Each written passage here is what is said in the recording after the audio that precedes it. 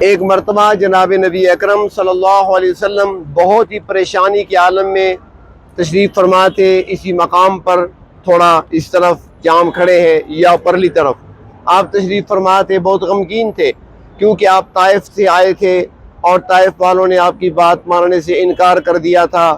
مکے والوں کی اذیتیں اور تکلیفیں اپنی جگہ تھیں، تو آپ انتہائی غمگین بیٹھے تھے۔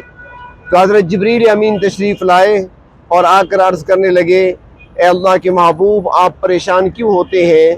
اگر مکے والے آپ کی بات فی الحال نہیں مان رہے تو باقی تو ہر چیز آپ کی بات مانتی ہے۔ سامنے ایک درخت تھا، تو حضرت جبریل امین نے فرمایا کہ اللہ کے محبوب، آپ درخت کو اپنی طرف بلائیں۔ چنانچہ اللہ کے رسول صلی اللہ علیہ وسلم نے درخت کو اشارہ کیا تو وہ درخت زمین کو چیرتا ہوا آپ کے قدموں میں آ گیا۔ اس کی شاخوں نے جھک کر آپ کو سلام کیا، پھر آپ نے فرمایا کہ واپس چلا جا۔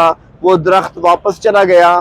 تو جس جگہ یہ واقعہ پیش آیا تھا درخت کا، جہاں پہ وہ درخت تھا، اسی جگہ مسجد بنی ہوئی ہے، اور اس مسجد کو مسجد شجرہ کہتے ہیں۔ شجرہ عربی میں درخت کو کہتے ہیں، مسجد شجرہ۔ اسی مقام پر وہ درخت تھا۔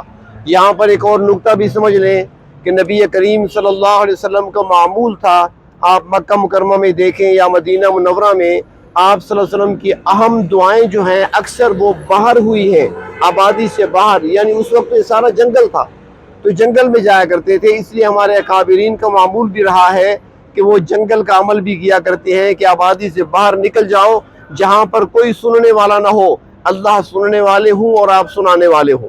تنہائی میں بیٹھ کر اللہ سے مانگا کریں، جنگلوں میں جا کر اللہ سے مانگا کریں۔ اب جس راستے سے ہم چل کر آئے ہیں تو پیچھے اب تو میدان بن چکا ہے اور وہاں پر تعمیرات کا کام ہو رہا ہے۔ جب کسی زمانے میں یہاں سارا بازار ہوا کرتا تھا تو یہاں پر ایک گلی تھی یا بازار تھا جس کو سوق الحجر کہا جاتا تھا، یعنی پتھر والی گلی۔ اس گلی میں وہ پتھر بھی تھا جو پتھر نبی کریم صلی اللہ علیہ وسلم کو سلام کیا کرتا تھا۔ جب آپ اس کے قریب سے گزرا کرتے تھے پتھر سلام کیا کرتا تھا۔ تو اب وہ چونکہ گلیاں باقی نہیں رہیں، بازار بھی ختم ہو گئے، میدان بن چکا ہے، تعمیرات کا کام شروع ہے، اس لیے ان چیزوں کی زیارت سے ہم محروم ہو چکے ہیں۔ چلیں جی۔